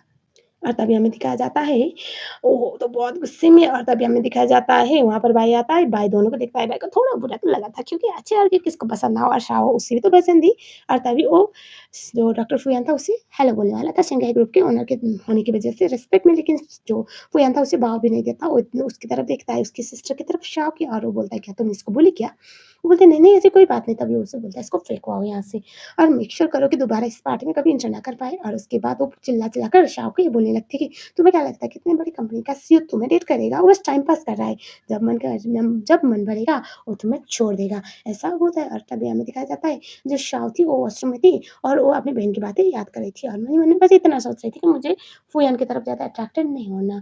वो मुझे नहीं कर सकता पसंद, वो बस टाइम पास कर रहा है। मतलब अपने आप को तसल्ली दे रही थी। शाओ के अंदर इतना कॉन्फिडेंट था ही नहीं कि वो ये चीज़ समझ पाए कि सच्ची में कोई उसे पसंद कर सकता है। जब बाहर आती है तो तभी वहाँ पर फूयान उसका वेट कर रहा था।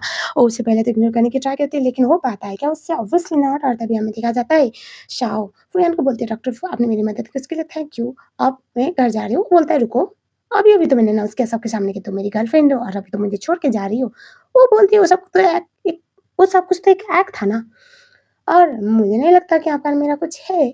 और तभी वो बोलता है कमाल है, शंघाई ग्रुप का सीईओ अपने हॉस्पिटल का सबसे नंबर 1 गायनेकोलॉजिस्ट डॉक्टर और मैंने 1 घंटे पहले अपनी गर्लफ्रेंड होने का अनाउंस किया प्राउडली सबके सामने और मैं डम भी हो चुका मुझे लगा नहीं था, मुझे पता नहीं था कि मेरी गर्लफ्रेंड इतनी ज़्यादा स्ट्रॉन्ग है, इतनी ज़्यादा डेयरिंग है। वो बोलते हैं मैं आपकी गर्लफ्रेंड नहीं हूँ, आपका एक लेवल एक क्लास है, मुझ जैसी लड़की के पास आपको टाइम स्पेंड करने की, टाइम पास करने की ज़रूरत नहीं है। वो बोलते हैं तुम डिसाइड करोगी कि मुझे किसको डेट करना है और किसको नहीं, तुम भी ना कमाल हो। मैं नहीं मानता और तभी वो बोली होती है कि आप ना मेरे लिए चीज़ें कॉम्प्लिकेट ना करवाएँ। उसके पास जाता है, उसे अपने पास खींचता है और वो बोलता है वो तो मैं डिसाइड करूँगा ना शाओकी, मुझे कब तुम्हें छोड़ना है यार कब नहीं और मैं अलाउ नहीं करता तुम्हें ब्रेकअप करने के लिए। वो बोलती है मेरी मॉम ने मुझे बोला हुआ है कि इस साल मुझे किसी भी कीमत पे किसी न किसी से शादी करनी है और मैं डॉक्टर पे के साथ बहुत खुश हूँ। वो हँसता है और बोलता है पेई ओह! मुझे जहाँ तक याद है पेई का 2 बार डिवोर्स हो चुका है डोमेस्टिक वायलेंस की वज़ह से। आर यू श्योर तुम उसके साथ रहना चाहती हो? या फिर एक काम करता हूँ मैं पूछ लेता हूँ ना उसे बोल के उसका फ़ोन लगाने वाला था उसे रोकती है और बोलती है हाँ, मुझे पता है। मैंने बस आपको इग्नोर करने के लिए ये झूठ बोल दिया था कि वो मेरा बॉयफ्रेंड है। वो बोलता है चलो अब तुमने सच बोल ही दिया है तो अब थोड़ा-सा दिमाग पे ये चीज़ भी बैठा होगा, मैं इतनी जल्दी पिछाड़ने वालों में से नहीं हूँ और स्पेशली उस केस में कि जब मैंने बोल दिया कि सबके सामने तुम मेरी गर्लफ्रेंड हो तो क्या चीज़ है तुम्हें रोक रहा है मेरे पास आने से?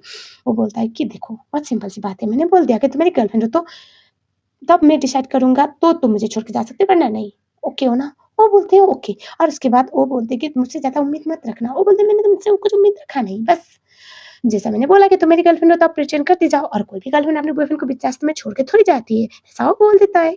उसके बाद दिखाया जाता है उसे वहाँ से लेके चला जाता है, सिन को काटा जाता है शाव। नेक्स्ट डे जब वो अपने बॉस के पास आती है तो जिम में वो वर्कआउट कर रहा था, लग तो अच्छा रहा था और तभी वो उसे बोलती है कि मेरा आपका फ़ाइल और मैं जा रही हूँ। वो बोलता है कि क्या तुम्हें कभी वर्कआउट करने का मन नहीं किया? वो बोलती है कर तो लूँ लेकिन इस ड्रेस में। वो बोलता है मैंने तुम्हारे लिए ड्रेस रेडी किया है। उसके बाद वो ड्रेस पहनती है और उसके बाद वो उसे वर्कआउट के स्टेप्स सिखा रहा होता है। तभी कॉल आता है फूयान का। फूयान शाओ को बोलता है कि मैंने तुम्हारे साथ डिनर डेट के लिए प्लान किया हुआ है तो शाम को आओगी? वो बोलती है आ तो जाऊँगी लेकिन अभी मैं काम पर हूँ, बॉस के साथ हूँ।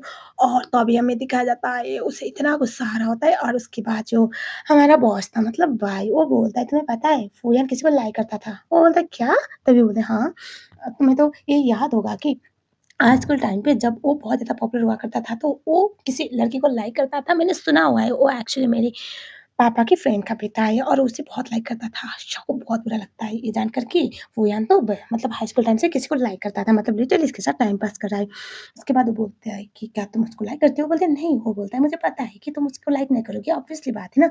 तुम एक समझदार लड़की हो, सीधी-सादी लड़की हो और ऐसे प्लेबॉय को थोड़ी कोई लाइक करेगा क्योंकि वो एट द एंड तुम्हें छोड़ने ही वाला है। शाओ को बहुत बुरा लग रहा होता है। वो बस ये बोलता है कि मैं तुम्हें ना हर्ट करना नहीं चाहता इसलिए सब कुछ बोल रहा हूँ। और तभी हमें दिखाया जाता है वहाँ पर फूयान आता है। पहले तो भाई का जो 2 मुक्का मारता है और उसके बाद वो बोलता है सॉरी भाई लेकिन करना पड़ेगा क्योंकि तुम मेरे गर्लफ्रेंड के साथ कुछ ज़्यादा ही चिपकने की ट्राई कर रहे हो और मेरा फर्ज़ बनता है कि अपनी गर्लफ्रेंड को बचाओ और तुम्हारी गंदी नज़रों से बचाने के लिए ये करना पड़े तो भी और थी। उसके बाद शाह को पता चले यहाँ से वो बोलते मेरी बात सुन रहा प्रभु लेकिन वो उसे उठा के लेके चला जाता है। घर पे लेके जाता है और उसके बाद उसे सीधा सोफ़े में रखता है। उसके बाद वो बोलता है, "मैं तुम्हारे साथ डिनर डेट पे जाने का प्लान बना रहा था और तुम मेरे सबसे बड़े कॉम्पिटिटर के साथ जिम जॉइन कर रही थी।" और उसके बाद वो उसके बहुत करीब जाता है, उसे छोड़ नहीं रहा होता है। शाह बोलती है डॉक्टर फ़ू। तभी वो बोलता है, "मैं तुम्हारा बॉयफ्रेंड हूँ, तुम मेरी गर्लफ्रेंड हो, तुम मेरी उम्र होने के बावजूद भी तुम किसी और के पास क्यों चली जाती हो? तुम भूल जाते हो क्या? मुझे बुरा लगता है या फिर तुम ये चीज़ कभी भी एक्सेप्ट करना ही नहीं चाहती कि तुम मेरी गर्लफ्रेंड हो? मेरे साथ रिलेशनशिप में आने के बाद किसी और के पास मैं कभी अलाउ नहीं करूँगा।" ऐसा बोल के उसके कपड़े को काट देता है। वो बोलते क्या कर रही हो? तभी वो बोलता है कि जो चीज़ किसी दुश्मन ने मेरे सबसे बड़े कॉम्पिटिटर ने तुम्हें दिया है उसको फाड़ने की ट्राई कर रहा हूँ क्योंकि ये तुम पे सूट भी नहीं कर रहा। शाह सोचती है ये इतना ज़्यादा एग्रेसिव क्यों लग रहा है? इतना ज़्यादा जेलस क्यों फ़ील कर रहा है?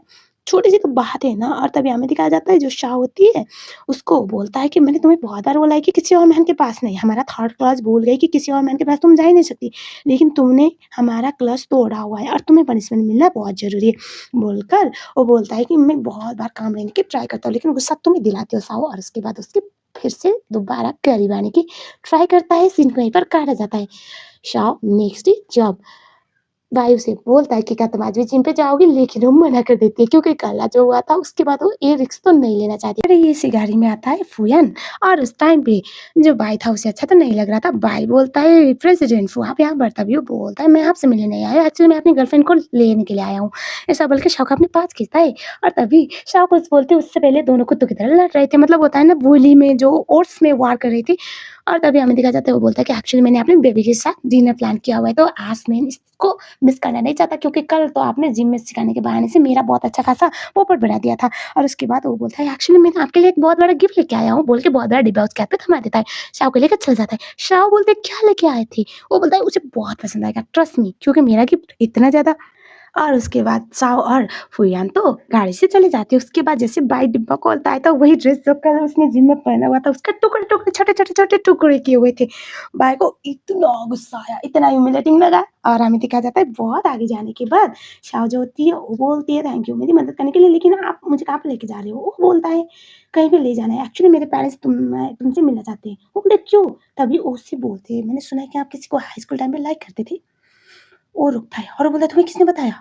वो बोलते हैं मुझे पता चल जाता है क्या सच में आप किसको लाइक करती थी? वो बोलता है हाँ। उसके बाद उसे बहुत बुरा लगता है। वो बोलती है तो आप दोनों साथ में क्यों नहीं है? वो बोलता है कि क्योंकि मुझे हमेशा इग्नोर करती रहती है। और उसके बाद तो दिखाया जाता है शाओ जो होती है वो बहुत ज़्यादा बुरा मानती है। वो उसे बोलता है एक्चुअली तुम्हें मेरे पेरेंट्स के साथ मिलने जाना है। वो बोलता है क्यों? मैं आपकी सच्ची वाली गर्लफ्रेंड थोड़ी हूँ। आप एक सच्ची वाली गर्लफ्रेंड को लेके जाओ ना। वो बोलता है तुम्हें पता है कि हम फेक हैं, मुझे भी पता है तो तुम्हें क्यों डर लग रहा है? तुम्हें कोई फ़र्क पड़ना नहीं चाहिए। वो बोलती है सही कहा, हम दोनों फेक है यार, फ़र्क थोड़ी पड़ेगा मुझे। और वो मान जाती है। और इसके बाद हमें दिखाया जाता है भाई के पास उसका असिस्टेंट आता है और वो बोलता है इसके बारे में पता चल चुका है। वो बोलता है क्या पता चला? तभी वो बोलता है कि इसकी मॉम बहुत कंट्रोलिंग है। उसके बाद अब भाई इसी का इस्तेमाल करने का प्लान। शाओ की मॉम ऑफिस में आकर अपनी बेटी को कंटीन्यूअसली बुलाने लगती है, बहुत बड़ा तमाशा क्रिएट करती है। शाओ वॉशरूम से बाहर आ रही होती है। फूयान ने उससे बोला हुआ था कि मेरे मॉम डैड बहुत ज़्यादा तेल टाइप के इंसान है और तभी उसने बोला कि आप बताओ उनको क्या पसंद है ताकि मैं उनके पसंद के हिसाब से कुछ खरीद लूँ और तभी वो अपनी मॉम को देखती है। मॉम को पूछती है, "आप मॉम यहाँ पर क्या कर रही हो?" पहले तो ऐसी पागल सी बौखलाई हुई औरत इसकी मम्मी ये देखकर सब ऑफिस वाले शॉक में उससे बुरी नज़र से देखने लगते हैं मतलब कैसी ये औरत है एंड ऑल। और तभी हमें दिखाया जाता है जो शाओ थी वो अपनी मॉम को बोलती है, "मॉम आप यहाँ पर क्या कर रही हो? प्लीज़ तमाशा क्रिएट मत करो, नीचे आओ।" तभी वो बोलती है, "क्या तुम उसको डेट कर रही हो?" बोले, "मॉम आपको किसने बताया?" तभी वो बोलते हैं कि, "मैं तुम्हें कभी भी उसको डेट करने के लिए अलाउ नहीं करने वाली।" वो बोलती है, "मॉम आप मेरी लाइफ़ को कंट्रोल करना बंद करोगी? मैं उसको डेट करूँ या ना करूँ मेरी मर्ज़ी है।" तभी वो बोलते हैं, "तुम्हारे डैड पे बहुत ज़्यादा रिच थे और उसके बाद वो मुझसे शादी की, उसके बाद उसके फैमिली वालों ने उसे छोड़ दिया और बहुत ज़्यादा गरीबी में हमारी लाइफ़ गुज़री थी और बाद में उसे मुझे चीट भी किया एंड में मरते दम तक भी मुझे उसको सँभालना पड़ा था। मैं कभी भी नहीं चाहूँगी कि तुम उसको डेट करो, तुम्हें अभी-कभी उससे ब्रेकअप करना पड़ेगा।" शाओ को याद आता है कि फू ने क्लियरली बोला था कि वो ब्रेकअप कर सकता है, शाओ नहीं। लेकिन उसकी मॉम बोलते हैं मेरा आखिरी टाइम में आ रहा है, वो बोलते हैं मॉम क्या बोल रहे हो? लेकिन वो वहाँ पर कैंसर होने का नौटंकी करती है और बोलती है कि क्या तुम इतनी बुरी बेटी हो कि अपनी मॉम की आखिरी विश को भी पूरी नहीं कर सकती? प्लीज़ उससे ब्रेकअप कर लो। शाओ तो शॉक में आती है। उसके बाद दिखाया जाता है जो शाओ होती है वो बोलते तो वहाँ पर देखती है कि ऑलरेडी फ़ोन ने ये सारी चीज़ों को पैक किया हुआ था मतलब मॉम से मिलने के लिए उसने एक अच्छा-खासा इंतज़ाम किया हुआ था।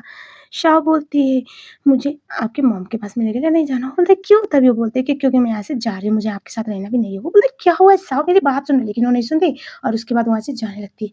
शाओ का इस हरकत देखकर उसे बहुत बुरा लगता है। वो बोलता है दिमाग खराब हो गया है शाओ तुम क्या कर रहे हो? वो बोलते हैं आप मुझे सिर्फ़ टाइम पास की तरह देख रहे हो और नथिंग और मैं थक चुकी हूँ, मुझे सब कुछ खत्म करना है, मैं एक एवरेज लड़की हूँ, मुझे अपनी फैमिली को भी देखना होता है बोल के जाने लगती है। वो उसे अपने पास खींचता है, उसके बहुत करीब जाता है और वो बोलता है कि तुम मेरे लिए टाइम पास कभी भी नहीं हो जाओ, तुम मेरे लिए परफेक्ट हो तुम। वो बोलते हैं क्या बोल रहे हो? तभी वो बोलते हैं कि वो बोलती है, "आपके लिए तो मैं टाइम पास हूँ, आप किसी को लाइक करती हो और आप इतने टाइम से भी अभी भी उसे नहीं भुला पाए हो, क्लियरली दिखता है आपकी हरकतों से, आपकी आँखों में और इस टाइम पे मैं आपके लिए ये सब कुछ एक अच्छा ऑप्शन बनी हुई है आपके साथ टाइम पास करने के लिए। आपको एक ऐसी लड़की चाहिए जो आपके साथ सो सके। अब क्यों? आप मेरे साथ ये सब कुछ क्यों कर रहे? ताकि क्योंकि मैं बहुत ईज़ी हूँ, मैं ईज़िली मान जाती हूँ हर चीज़ों के लिए, इस बात की वज़ह से मैं नहीं बनना चाहती ये सब कुछ। प्लीज़ ये सब कुछ बंद करो। वो उससे अपने पास खींच के बोलता है, "शाओ मेरी बात सुनो, तुम मेरे लिए ऑप्शन नहीं हो, तुम मेरे लिए पहली प्रायोरिटी हो।" और जिस लड़की के बारे में तुम बात कर रहे हो ना, जिसको मैं लाइक करता हूँ, वो तुम हो। बोले मैं कैसे इस मोमेंट में भाई प्लीज़ झूठ मत बोलो। वो बोला अच्छा मैं झूठ नहीं बोल रहा हूँ, मैं तुम्हें बहुत लाइक करता हूँ, आज से नहीं, हाई स्कूल टाइम से ही। पता है तुम कितनी प्रीटी थी? वो बोले मैं एक एवरेज दिखने वाली लड़की में ना मेरा लुक अच्छा था, ना मेरी फाइनेंशियल कंडीशन, ना ही मेरी फैमिली अच्छी, ना ही मेरे ग्रेड्स अच्छे थे, तो मुझे क्यों लाइक करोगे? वो बोलता है यार प्यार करने के लिए रीज़न नहीं चाहिए होता है ना, दिल है ना, किसी के ऊपर भी आ सकता है। मेरा दिल तो हाई स्कूल टाइम से तुम पर आया था। फ्लैशबैक के कुछ सीन्स दिखाए जाते हैं जहाँ पर फूयान ने हर बार उससे अपने दिल की बात बताने की ट्राई किया था, लेकिन हर बार उसने उसे डर लगा था और वो बोलता है कि तुम मेरे लिए दुनिया में सबसे प्रिटी लड़की थी। मुझे फ़र्क नहीं पड़ता तुम्हारा स्टैंडर्ड क्या है या फिर तुम फाइनेंशियल स्टेबल हो या नहीं। और वो अपना डायरी दिखाता है जो हमेशा वो लिखा करता था हाई स्कूल टाइम से ही और जो साव के बहुत सारे फ़ोटोज़ वहाँ पर लगे हुए थे और वो देखकर तो रोने लग जाती है क्योंकि यार साव को लाइफ़ में कभी भी किसी ने इतनी प्रायोरिटी दी ही नहीं। हमेशा उसे बोला जाता था तुम गुड फॉर नथिंग हो, तुम यूज़लेस हो। जिस लड़की को आपने खुद के मदर ने इतना ज़्यादा टॉर्चर करके रखा था, उसको कुछ और खुशियों की उम्मीद कैसे हो सकती है? और वो उससे बोलता है तुम मेरे लिए दुनिया में नंबर 1 और वन एंड ओनली चॉइस हो। मैं बस बोल नहीं पाया तुम्हें मैं कितना लाइक करता हूँ। उसके बाद वो बोलता है कि मैंने सोचा था उस टाइम पे तुम्हें प्रपोज़ करूँगा लेकिन अचानक से मुझे फर्दर स्टडी के लिए बाहर जाना पड़ा। तो मैंने सोचा कि 10 साल तुम्हें वेट करने में बहुत वक़्त लगेगा और मैं तुम्हारा फ्यूचर ख़राब करना नहीं चाहता था क्योंकि मुझे पता नहीं था मैं वापस आने वाला हूँ चाइना और फिर से 10 साल के बाद मैं मिला तुम्हें। मैंने सोचा कि मैं तुम्हें परस्यू करूँगा लेकिन इस बार मैंने सोचा कि तुम्हें तो पता नहीं कि तब मैं तुम्हें लाइक करता था तो मैं अलग तरीके से परस्यू करूँगा लेकिन हर बार तुम मुझसे भागती रहती थी तो मैं क्या कर सकता हूँ? और उस टाइम पे वो रिंग निकलता है और वो बोलता है अरे मैंने रेडी किया हुआ था तुम्हारे लिए लेकिन मैं डरता था कि तुम मुझे रिजेक्ट करोगी। वो तो रोने लगती है, उसके फोrehead पे किस करके बोलता है कि इस बार क्या हम सीरियसली साथ हो सकते हैं? कोई छल नहीं, कोई कपट नहीं, कोई इंसान नहीं, कोई गेम नहीं, रियल में मैं तुमसे सच में बहुत प्यार करता हूँ। तभी दरवाज़ा नक-नक होता है और फूयान दरवाज़ा खोलने के लिए जाता है, लेकिन यहाँ पर चुड़ैल औरत मतलब शाओ की मॉम आई होती है, उसको घसीटते हुए बाहर की तरफ ले जाने की ट्राई करती है। उसकी माँ उसे वहाँ से ले जाने की ट्राई करती है, शाओ बोलती है, "मॉम प्लीज़ बंद करो ये सब कुछ बहुत हो गया है, मैं थक चुकी हूँ आपकी हरकतों से।" वो उससे बोलती है, "मुझे डॉक्टर फो यान के साथ रहना है, मैं उसको डेट करना चाहती हूँ, मैं उससे शादी करना चाहती हूँ।" वो बोलती है, "तुम ऐसा नहीं कर सकती, तुम अपनी बूढ़ी माँ को छोड़कर एक लड़के के लिए सब कुछ करोगी मॉम। अगर आप सच्ची में चाहती हो कि आप मुझे खुश देखना चाहती हो क्योंकि मैं तो आप ही की बेटी हूँ ना, तो अगर ऐसा कुछ चाहते हो प्लीज़ लीव मी अलोन। मुझे लाइफ़ में कोई ऐसा मिला जो मुझसे प्यार करता है तो मैं उसके साथ क्यों नहीं रह सकती? मैंने बचपन से लेकर सब कुछ आपके हिसाब से तो किया है ना। ऐसा कुछ है जो मैंने आपकी मर्ज़ी के बगैर किया है? नहीं। तो इस टाइम पे आप मेरी लाइफ़ को इतना मुश्किल क्यों बना रहे हो? मत करो, मैं आपके साथ लड़ना नहीं चाहती। आपको कैंसर है मुझे पता है। अगर आप ट्रीटमेंट लेना चाहते हो मैं अपना सब कुछ बेच दूँगी। लेकिन अगर आप ट्रीटमेंट लेना नहीं चाहते तो भी आई रिस्पेक्ट यू, लेकिन मॉम बंद करो मुझे ब्लैकमेल करना, बंद करो मेरी लाइफ़ को खराब करना। आप मेरी मॉम हो लेकिन हमेशा मुझे इस तरह से परेशान करते रहते हो। ओह! सोचने लगती है कि ये तो इतनी जल्दी मुझसे दूर नहीं जा सकती। तभी फूयान बोलता है आंटी अगर आपको कैंसर है तो मैंने उसके बेसिस पर बहुत सारे दोस्त बनाए हुए हैं, तो मैं आपकी मदद कर सकता हूँ और आप मेरी लवर की मेरी गर्लफ्रेंड की मॉम हो तो आपका इलाज करना मेरा फ़र्ज़ बनता है, क्योंकि मैं शाह को कभी परेशान में देखना नहीं चाहता। लेकिन आंटी प्लीज़ ऐसा कुछ करना बंद करो। तभी वो तो नौटंकी करने लगती है कि तुम दोनों मिलकर मुझे सब कुछ कर रहे हो, इतनी बददुआएँ देने लगती है। शेन जो फूयन था वो बोलता है आंटी मैं शाह से बहुत प्यार करता हूँ, मैं उसको बुली करने का हक किसी को भी नहीं दे सकता, उसकी माँ ही खुद क्यों ना हो, अगर कोई हर्ट करता है तो रेजा वैसे जाओ। शाह क्लियरली बता देती है कि मुझे आपके साथ नहीं रहना, मैं आपके पास नहीं जाने वाली, मैं लाइफ में पहली बार मैंने अपने लिए कुछ चूज़ किया है और मुझे इसमें कोई अफ़सोस नहीं। मोम तो परेशान होकर वहाँ से निकल लेती है और हमें देखा जाता है शाह रो रहे होते हैं, फूयन उसे गले लगाता है और उसे इतना भरोसा दिलाता है कि सब कुछ नॉर्मल हो जाएगा। शाम वाला सीन जहाँ पर उसकी मॉम उसे कन्विंस करने की ट्राई कर रही होती है कि वो सच्ची में तुम्हें छोड़ देने वाला है।